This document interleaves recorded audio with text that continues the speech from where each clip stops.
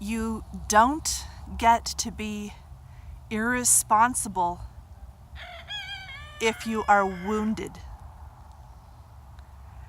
I heard Carolyn Myss say that. And we are all wounded. It's a planet of wounded people.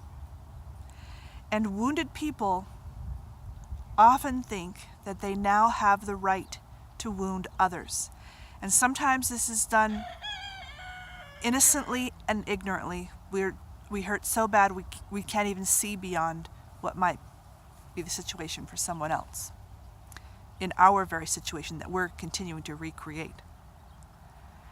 And this is done on a personal level, and it is definitely happening constantly on the world peace level.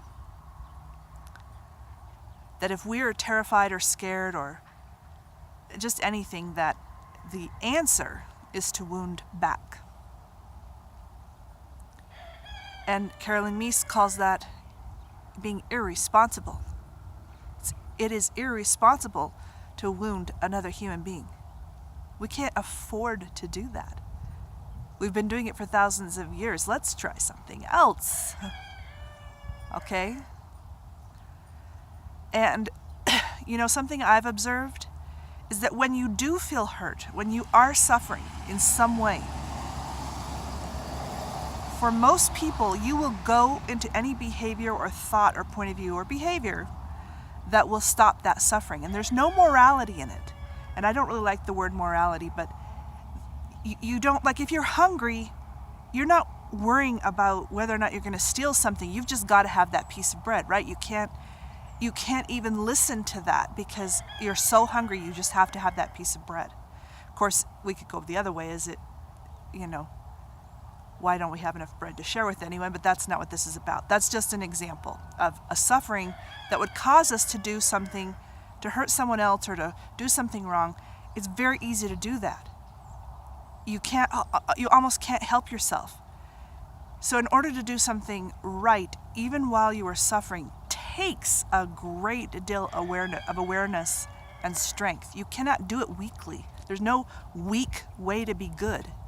There's only a strong way to be good. There's only a way to be willing to bear a little bit of what your suffering is. Maybe not bearing it as if you have to never solve it. You should solve it, but bear it in the sense that you would rather it was you that was hurt than someone else, if there had to be a choice. Now, like, we can solve for things so that nobody's suffering. That would be the real solve. But my point is to be able to be good, you have to do that on purpose. And you hold on to principles that allow you to say, well, I am hungry. I'm not going to steal that loaf of bread. I'm going to figure out a way for me to make a loaf of bread for myself and enough for my neighbor. Now, again, that's very simplistic and meant to be an example and does not, I know there's lots of people, kids or whatever, that may not have the capacity to make a loaf of bread. And so I'm not really making a comment on real time living. I'm just trying to give an example of how when you suffer, you automatically do something wrong.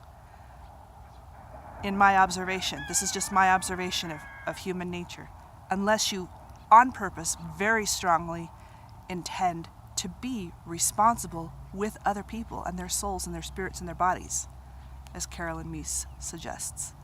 So think about that. Think about where you're suffering, and if you're allowing yourself to hurt other people, or you feel on the world peace stage that we should be hurting other people because they hurt us first. That's, as a mother, when you hear your small children talk like that, it's not the thing that's not the mind frame you want to leave your children in. You want to teach them, well, even if they hurt you first, try to find a way to reconcile. That's what I would teach my children as a mother. I would be in the room helping them move through the possibility of solving the problem no matter who hurt who first. So we can't do that on the world stage? We could. Let's do it. We could.